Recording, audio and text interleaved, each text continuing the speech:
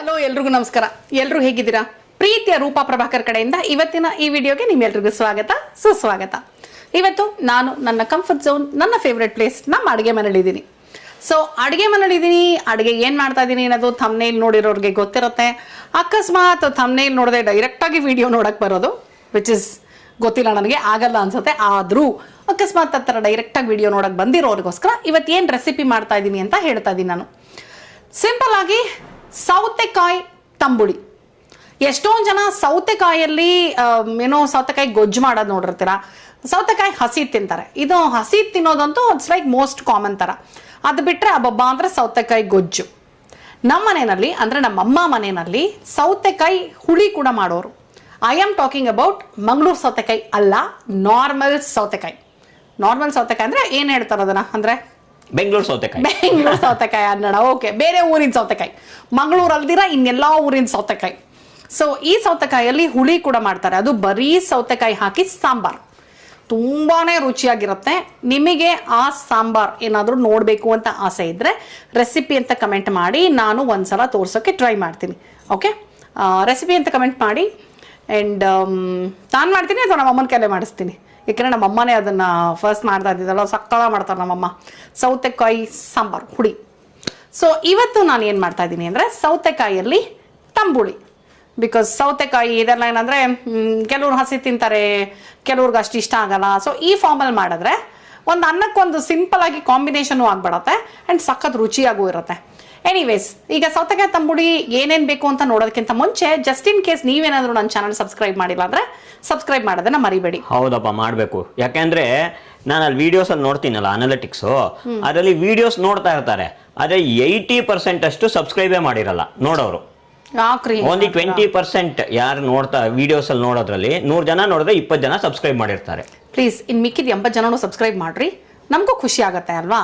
So ಒಳ್ಳೊಳ್ಳೆ ವಿಡಿಯೋಸ್ನ ನಿಮ್ಮ ಮುಂದೆ ತರೋದಕ್ಕೆ ಇನ್ನೂ ಹೆಚ್ಚು ಹೆಚ್ಚು ಮೋಟಿವೇಶನ್ ಸಿಗುತ್ತೆ. ಸೊ ಪ್ಲೀಸ್ ಸಬ್ಸ್ಕ್ರೈಬ್ ಮಾಡಿ, ನಿಮ್ಮ ಪ್ರೀತಿನ ತೋರಿಸೋದನ್ನ ಮರಿಬೇಡಿ. ಓಕೆನಾ?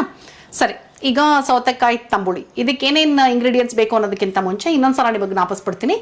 ಜಸ್ಟ್ ಇನ್ ಕೇಸ್ ನೀವೇನಾದರೂ ನನ್ನ ಚಾನಲಲ್ಲಿ ಅಡುಗೆ ಮಾಡಬೇಕು ಅಂತಿತ್ತು ಅಂದರೆ ರೂಪಾ ಪ್ರಭಾಕರ್ official @gmail.com ಈ ಒಂದು ಮೇಲ್ ಐಡಿಗೆ ನೀವು ಮಾಡೋಕ್ಕೆ ಬಯಸುವಂಥ ವೆಜ್ ರೆಸಿಪಿನ ಡೀಟೇಲ್ ಆಗಿ ಕಳಿಸ್ಕೊಡಿ ಅಲಾಂಗ್ ವಿತ್ ಯೋರ್ ಅಡ್ರೆಸ್.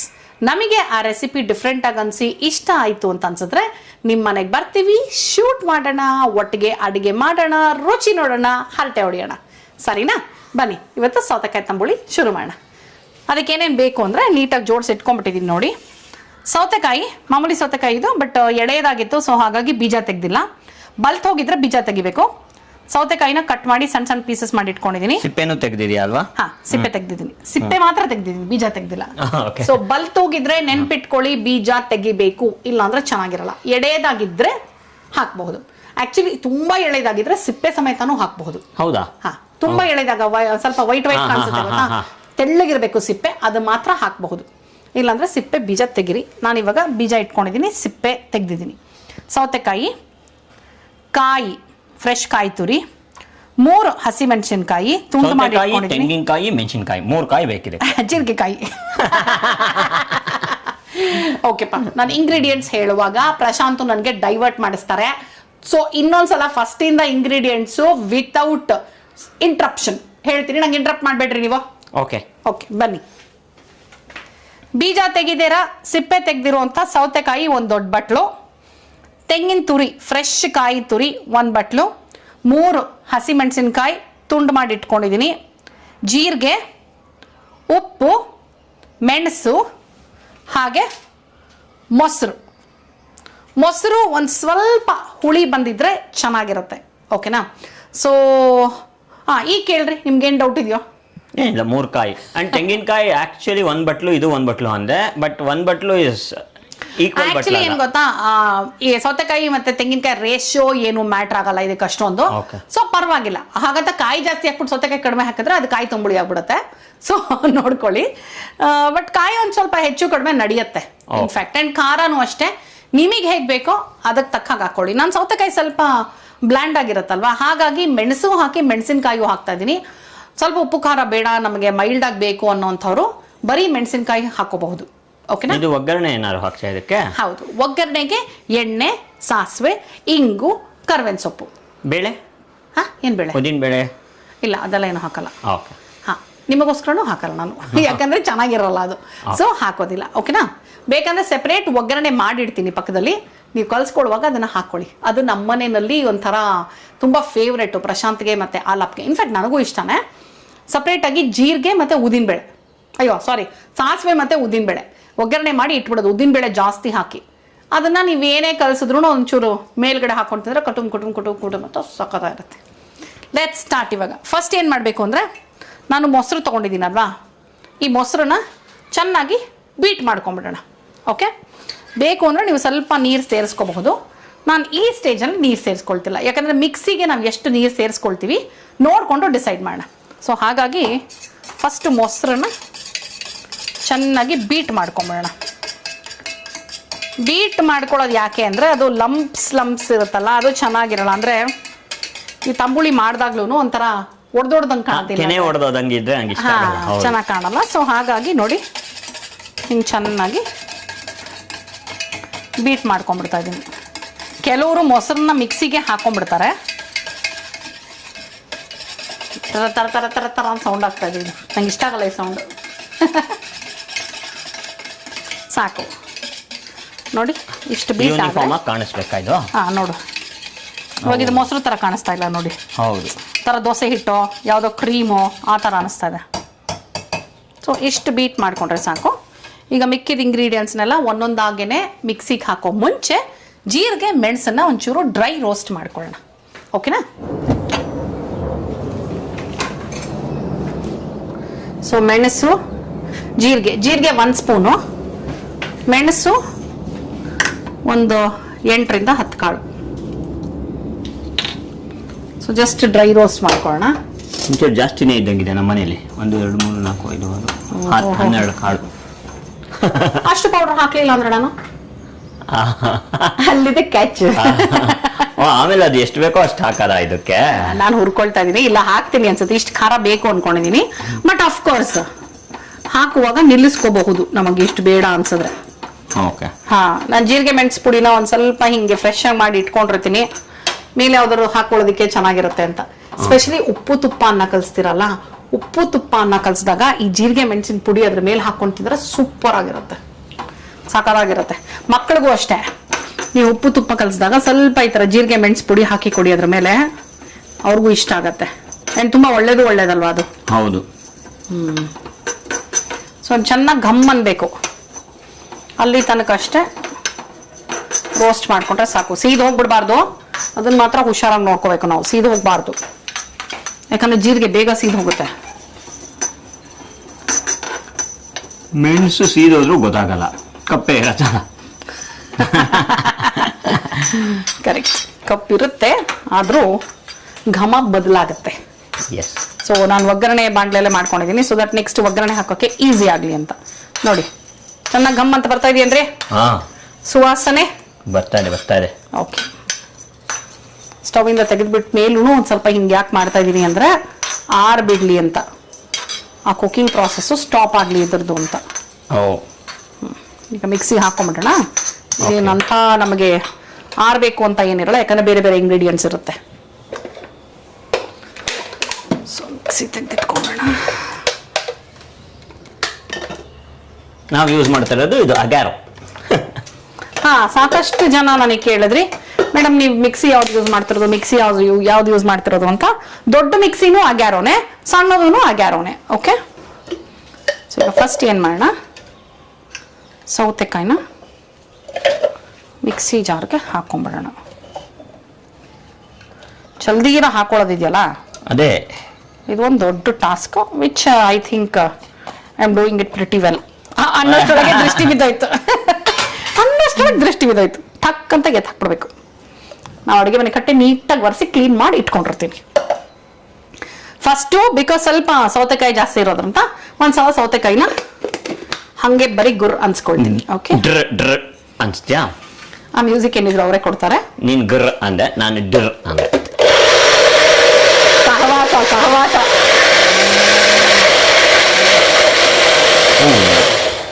ಹಾಗೆ ಹೋಯ್ತು. ಅಷ್ಟು ಸೌತೆಕಾಯಿ ಎಷ್ಟೊತ್ತು ಬೇಕು? ಅದ್ರಲ್ಲಿ ವಾಟರ್ ಕಂಟೆಂಟ್ ಇರೋದ್ರಿಂದ ಜರ್ಕ್ ಅಂತ ಆಗ್ಬಿಡ್ತು ನೋಡಿ, And ನೀರು ಸೇರಿಸ್ಲಿಲ್ವಲ್ಲ ಅಲ್ವಾ, ಹಂಗೆ ಹಾಕಿದ್ದು. ಸೊ ಇವಾಗ ಸೌತೆಕಾಯಿ ಆಗಿದೆ ಅಲ್ವಾ, ಹಸಿಮೆಣಸಿನಕಾಯಿ, ಓಕೆ, ಕಾಯಿ, ಅಷ್ಟು ಕಾಯಿ ಹಾಕ್ಬಿಡ್ತೀಯಾ? ಹಾಕ್ತಾ ಇದ್ದೀನಿ. ಓಕೆ, ಚೆನ್ನಾಗಿರುತ್ತೆ, ಫ್ರೆಶ್ ಆಗಿ ಕಾಯಿ ತುರಿದಿರೋದಲ್ವಾ, ಹ್ಮ್, ಫ್ರೆಶ್ ಆಗಿ ಕಾಯಿ ಒಡೆದು ತುರಿದಿರೋದು.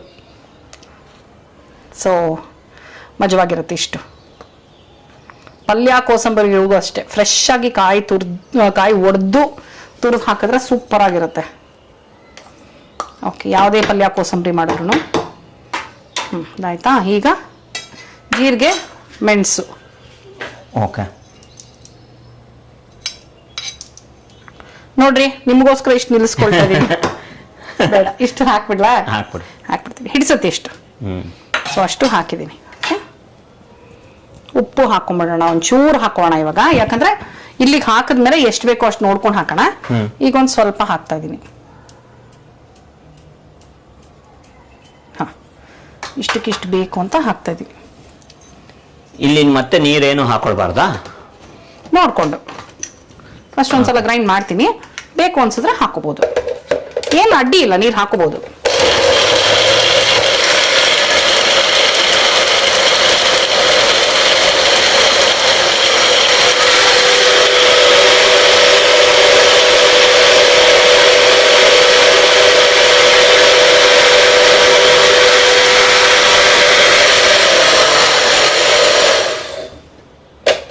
ಅದಷ್ಟು ನುಣ್ಣಗಾದ್ರೆ ಚೆನ್ನಾಗಿರುತ್ತೆ. ನಾನು ನೀರೇ ಸೇರಿಸಲಿಲ್ಲ ಇವಾಗ, ಇದಕ್ಕೆ ನೀರು ಸೇರಿಸ್ದಿರಾನೇ ಹಾಕಿದ್ದೀನಿ, ಐ ಮೀನ್ ರುಬ್ಬಿದ್ದೀನಿ. ನೋಡಿ ಥರ ಚಟ್ನಿ ಥರ, ಚಟ್ನಿ ಕನ್ಸಿಸ್ಟೆನ್ಸಿ ಆದ್ರೆ ಚೆನ್ನಾಗಿರುತ್ತೆ. ಒಂದು ಸೌಟ್ ತೊಗೊಂಡ್ಬಿಡ್ತೀನಿ ಮಿಕ್ಸ್ ಮಾಡ್ಕೊಡಕ್ಕೆ. ನೋಡಕ್ಕಂತೂ ಫುಲ್ಲು ಸೌತೆಕಾಯಿ ಚಟ್ನಿ ತರಾನೇ ಕಾಣಿಸ್ತಾ ಇದೆ ಅಲ್ವಾ? ಆಕ್ಚುಲಿ ಸೌತೆಕಾಯಿ ಚಟ್ನಿನೂ ಮಾಡ್ಬೋದು ಅನ್ಸತ್ತಲ್ವಾ, ಇದನ್ನ ಇಟ್ಕೊಂಡ್ಬಿಟ್ರೆ? ಓ ಹೌದಲ್ವಾ, ನಮ್ಮ ಯಜಮಾನ್ರು ನಮ್ಮ ಮನೆಯಲ್ಲಿ ಇದಾರ ಏನೋ ನನಗೆ ಗೊತ್ತಿಲ್ಲ. ಅಂದ್ರೆ ನೀನ್ ಸೌತೆಕಾಯಿ ಚಟ್ನಿ ಅಂತ ಕೊಟ್ಟಾಗ ತಿಂದಿರ್ತೀನಿ, ಬಟ್ ಇದೇ ಸೌತೆಕಾಯಿ ಚಟ್ನಿ ಅಂತ ಗೊತ್ತಿರಲ್ಲ. ಇಲ್ಲ, ಇದಕ್ಕಿನ್ನ ಸ್ವಲ್ಪ ಆಡ್ ಮಾಡ್ಬೇಕು ಸೌತೆಕಾಯಿ ಚಟ್ನಿಗೆ, ಅಂಡ್ ಮೈನಸ್ಸು ಮಾಡ್ಬೇಕು. ಜೀರಿಗೆ ಮೆಣಸು ಎಲ್ಲ ಹಾಕಲ್ಲ ಸೌತೆಕಾಯಿ ಚಟ್ನಿಗೆ, ಪ್ಲಸ್ ಇನ್ನೇನೇನೋ ಹಾಕ್ಬೇಕು.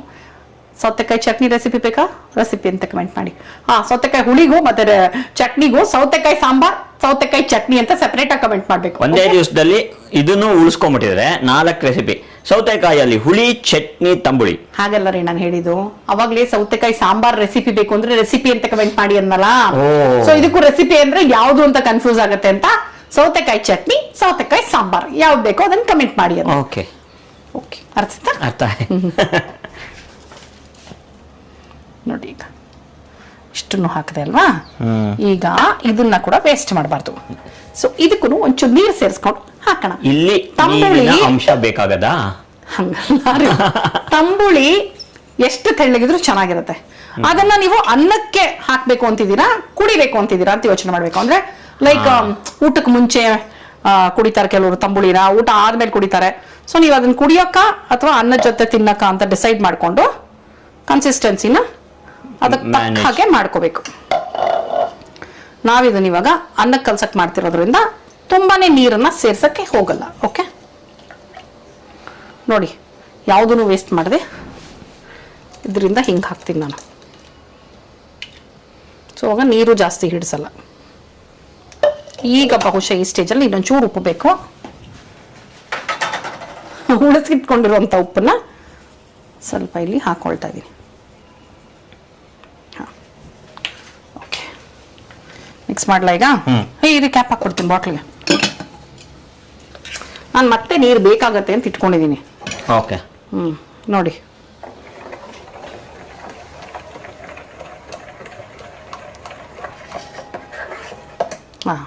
ಅನ್ನಕ್ಕೆ ಕಲ್ಸಕ್ಕೆ ಇಷ್ಟು ಕನ್ಸಿಸ್ಟೆನ್ಸಿ ಆದ್ರೆ ಸಾಕು. ನೋಡಿ, ಓಕೆ. ಸಮ್ಮರ್ಗಂತೂ ತಂಬುಳಿಗಳು ಸೂಪರ್ ಆಗಿರುತ್ತೆ. ಅಂಡ್ ಹೆಲ್ದಿಯರ್ ಕೂಡ, ನಮ್ಗೆ ತಂಪು ಮಾಡತ್ತಲ್ವಾ, ಹಾಗಾಗಿ ಸಮ್ಮರ್ ಅಲ್ಲಿ ಎಷ್ಟು ತಂಬುಳಿ ಕುಡಿತೀವೋ ಅಷ್ಟು ಅನುಕೂಲ. ಮಜ್ಜಿಗೆಯಲ್ಲಿ ತಿಂದ್ರೆ ನೀವು ತಂಪು. ಸೊ ಇದ್ರ ಎಷ್ಟು ನೀರು ಮಾಡ್ಕೊಂಡು ತಗೊಳ್ತೀರೋ ಅಷ್ಟು ಒಳ್ಳೇದು ಸಮ್ಮರಿಗೆ. ನೋಡಿ ಸೂಪರ್ ಆಗಿರುತ್ತೆ. ಇದು ಅನ್ನಕ್ಕೆ ಇಷ್ಟು ತಿಕ್ಕಾಗಿರ್ಬೇಕು, ಅವಾಗಲೇ ಮಜಾ.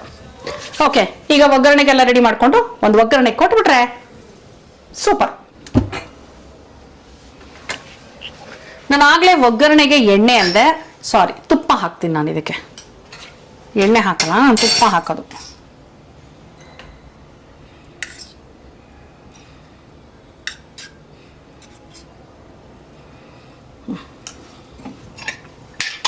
ಚೂರು ತುಪ್ಪ ಕಾಯ್ತಿದ್ದ ಹಾಗೆನೆ ನಮ್ಮ ಒಗ್ಗರಣೆ ಡಬ್ಬಿಯಿಂದ ಸಾಸಿವೆ ಹಾಕೋಣಂತೆ.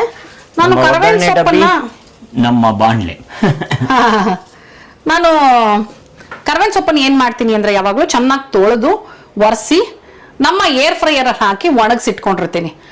ಇಲ್ಲಾಂದ್ರೆ ಬರೀ ನಾವು ಆ್ಯಕ್ಚುಲಿ ಗಾಳಿಗೆನೆ ಅಂದರೆ ಬಿಸಿಲಿಗೂ ಒಣಗಿಸಿ ಇದನ್ನ ಎತ್ತಿಟ್ಕೋಬಹುದು. ಬಿಕಾಸ್ ಅವಾಗ ಕರಿಬೇವಿನ ಸೊಪ್ಪು ಜಾಸ್ತಿ ಬೇಗ ಹಾಳಾಗಲ್ಲ ಅಂತ. ಆ್ಯಂಡ್ ಆಲ್ಸೋ ತುಂಬ ಈಸಿ ಆಗುತ್ತೆ. ಎಷ್ಟೋ ಸಲ ನಮಗೆ ಪುಡಿ ಗಿಡಿ ಮಾಡ್ಕೋಬೇಕು ಅಂದರೆ ತುಂಬಾ ಈಸಿ ಆಗುತ್ತೆ ಅಂತ ಆ ತರ ಮಾಡಿಟ್ಟು. ಏನಂದ್ರೆ ವಾಟರ್ ಕಂಟೆಂಟ್ ಎಲ್ಲ ಹೋಯ್ತು ಅಂದ್ರೆ ಶೆಲ್ಫ್ ಲೈಫ್ ಜಾಸ್ತಿ ಆಗುತ್ತೆ, ಯಾವಾಗ ಬೇಕೋ ಯೂಸ್ ಮಾಡ್ತಾ ಇರಬಹುದು. ಹೌದು. ಸೊ ಈಗ ಸಾಸಿವೆ ಹಾಕ್ತಾ ಇದೀನಿ.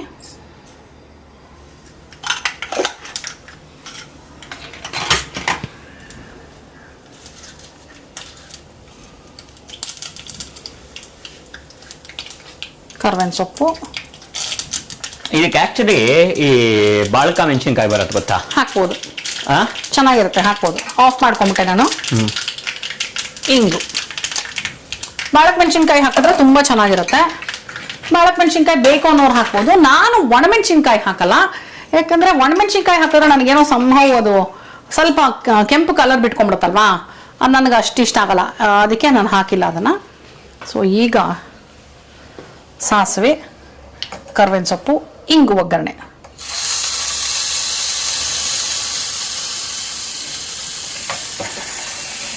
ಆಹಾ, ನೋಡಿ ಸೂಪರ್ ಆಗಿರೋ ತಂಬುಳಿ ರೆಡಿ ಆಗಿಬಿಟ್ಟಿದೆ. ಇನ್ನೊಂಚೂರು ನಮ್ಮ ಟಿಪಿಕಲ್ ಸ್ಟೈಲ್ ಇದು, ಯಾಕೆ ಬಿಡಬೇಕು. ಇನ್ಫ್ಯಾಕ್ಟ್ ಸೌತೆಕಾಯಿ ತಂಬುಳಿ ಏನಂದ್ರೆ ಸೌತೆಕಾಯಿನ ಬೇಯಿಸುವಷ್ಟಿಲ್ಲ, ತಂಬುಳಿನ ಕುದಿಸೋಷ್ಟಿಲ್ಲ. ಸೊ ಇದು ತುಂಬ ಈಸಿಯಾಗಿ ನಮಗೆ ಟೈಮ್ ಇಲ್ಲ ಅನ್ನುವಾಗ ಅಥವಾ ಬೇರೆ ಏನೇನೋ ಹೆವಿ ತಿಂದು ತಿಂದು ನಮ್ಮ ಹೊಟ್ಟೆ ಕೆಟ್ಟಿದೆ ಅನ್ನುವಾಗ ಸಿಂಪಲ್ ಆಗಿ ಇದನ್ನ ಮನೆಯಲ್ಲಿ ಮಾಡ್ಕೋಬಹುದು. ಸೌತೆಕಾಯಿ ತಂಬುಳಿ ದಯವಿಟ್ಟು ವಿಡಿಯೋನ ಸ್ಕಿಪ್ ಮಾಡದೆ ನೋಡಿ, ಆಗ ರೆಸಿಪಿದು ಕಂಪ್ಲೀಟ್ ಡೀಟೇಲ್ ನಿಮಗೆ ಸಿಗತ್ತೆ. ಓಕೆ ಓಕೆ, ಸೌತೆಕಾಯಿ ತಂಬುಳಿ ಟೇಸ್ಟ್ ಮಾಡ್ತಾ ಇದ್ದೀನಿ.